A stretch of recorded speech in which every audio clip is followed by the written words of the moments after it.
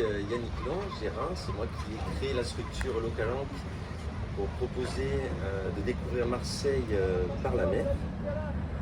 Et nous sommes à bord du Storyboat qui porte le nom de Storyboat puisqu'on présente finalement cette ville bien particulière au niveau historique. C'est l'histoire de la ville qui va défiler sous nos yeux avec une promenade en mer. Voilà. Moi, je m'appelle Cyril Machevet et j'aide Yannick dans son côté administratif. Et je suis aussi depuis peu ambassadeur du label Tourisme Handicap. Et c'est moi qui me suis occupé de labelliser le navire Ossa Disette aujourd'hui.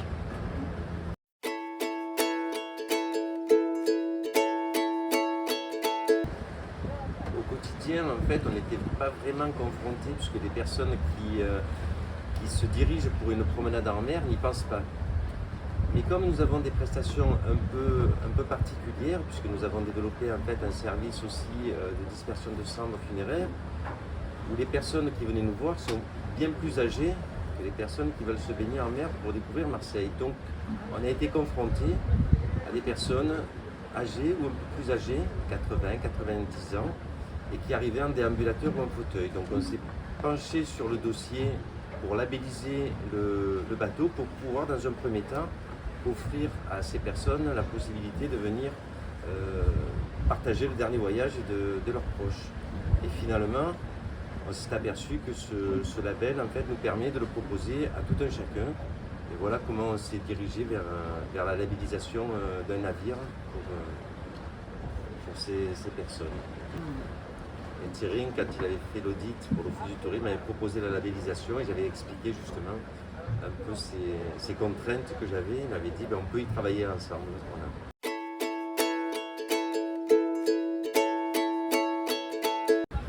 Alors, au niveau du navire, on a soit le planchon d'art qui est à quai. On peut ouvrir cette porte-là, on a Une rampe d'accès. rampe amovible pour les personnes avec des fauteuils manuels et électriques.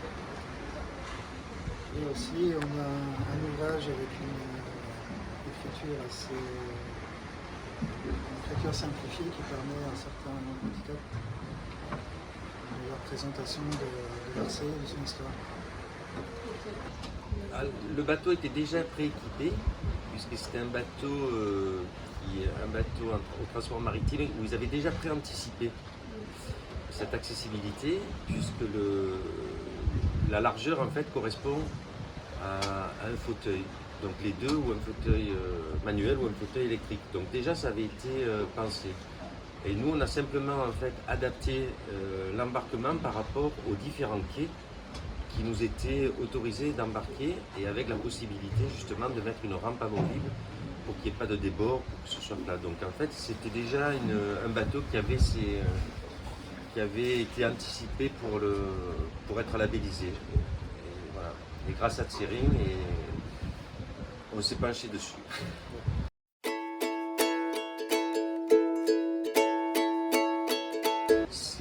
C'est ce que nous vivons ici aujourd'hui, c'est-à-dire que la promenade avec un navire confortable comme cela permet justement de naviguer en toute quiétude, en toute sérénité.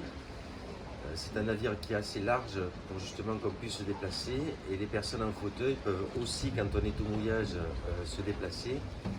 Donc ils vivent de la même façon. La seule contrainte qu'on ne peut pas encore leur offrir, c'est de pouvoir se baigner. Donc j'y ai été confronté.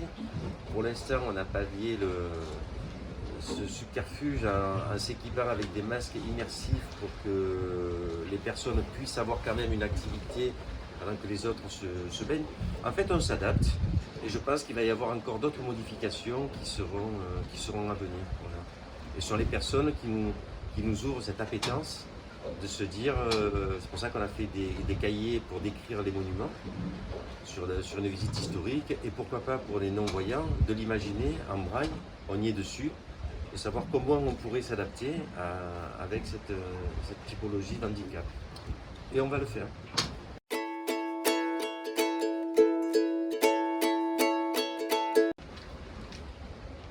Alors, dans les commissions, on en discute effectivement. En fonction du handicap, on peut difficilement faire un copier-coller d'une approche comme ça. C'est-à-dire que si jamais on voudrait faire du kayak, c'est pas simple. Si on veut faire de la voile, il y a déjà Mixivol, donc il y a déjà des structures qui permettent effectivement, mais tout dépend du type d'handicap. Oui, on peut imaginer de faire glisser cette approche, mais c'est pas simple. Si on veut faire du pédestre, il y a certains handicaps comme un fauteuil qui n'est pas envisageable simplement parce que les routes ne sont pas faites, les chemins forestiers ne sont pas faits pour ça. Donc tout dépend de ce qu'on peut faire et où on veut le faire.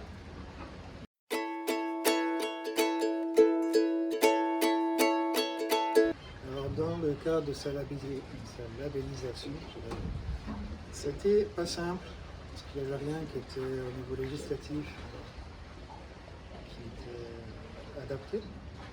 Donc avec Mélanie de Provence Tourisme, on s'y est penché dessus, on a cherché, on a réussi à trouver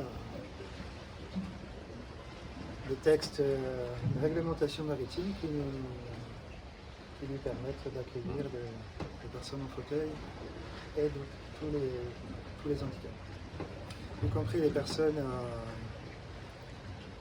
besoins spécifiques.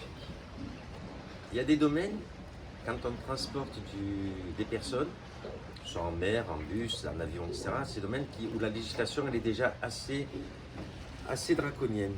Donc on y a rajouté le volet du tourisme handicap justement, mais déjà il y avait déjà une législation qui était en place pour le transport maritime, pour le funéraire.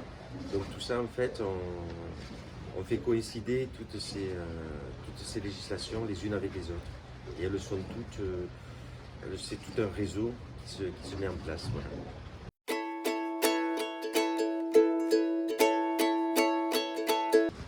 Depuis que je suis là, ça va faire depuis 2014, et aussi dans le cadre de ma formation, j'ai pu voir que le regard des Marseillais et des institutions marseillaises changeait. Ça prend le temps, mais les volontés sont là. C'est-à-dire que de base, il est resté sur la base de la loi de 2005, qui limitait grandement les accessibilités. C'était juste pour les PME.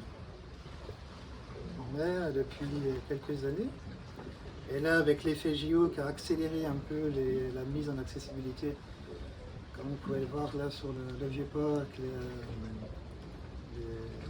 les travaux de mise en norme du métro, au Vieux-Port, dans d'autres, Castellane notamment, il y a aussi des projets d'amélioration de l'accessibilité.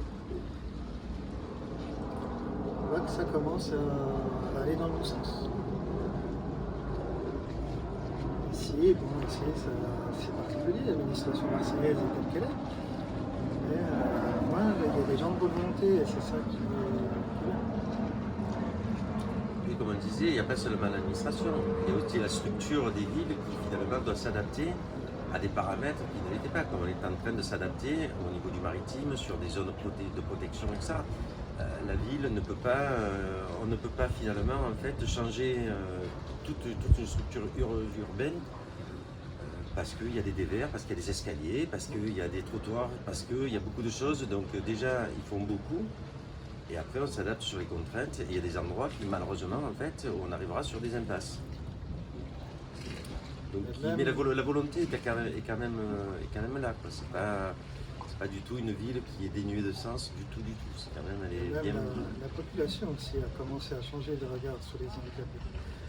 Peut-être avant, ils avaient peur de comment approcher, comment réagir. Mais maintenant, c'est un peu plus simple. Il y a encore des obstacles, mais le regard commence à changer. Et ça, c'est positif. Moi, de mon point de vue handicapé, justement, je vois ce changement de regard. C'est comme tout, ça prend du temps. Donc il faut être patient, mais ça va dans le bon sens.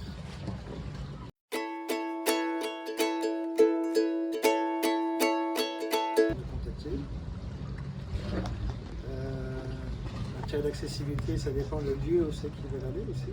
Les possibilités de voir quel type de handicap peut être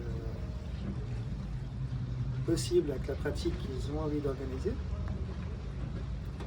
Et ça, c'est aussi il faut en discuter.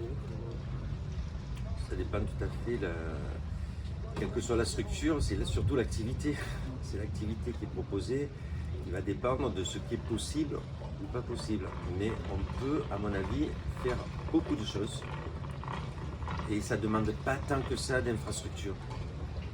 C'est vraiment, il y a beaucoup de choses qui sont accessibles à beaucoup de personnes sans une grosse infrastructure.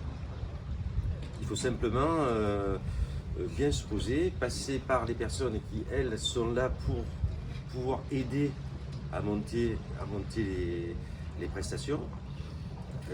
On a été confrontés avec le recul. Ça a demandé des commissions, ça a demandé, mais ça n'a pas été infaisable. Je ne voyais pas comme quelque chose de très, non, une montagne qu'on ne pourrait pas franchir. Pas du tout. Le chemin a été très doux. On a pris le temps, on s'est ajusté. On a eu des personnes qui sont venues, qui nous ont recommandé, qui nous ont aidés, etc. Tout s'est fait dans une logique. Voilà, ça on peut le faire, ça on ne peut pas le faire, mais tout s'est fait dans une belle logique. Mais surtout, en fait, il faut s'appuyer sur les personnes qui sont là pour donner justement ces conseils à clés. On ne va pas partir, on ne court pas après un label, on court après quelque chose qui est faisable.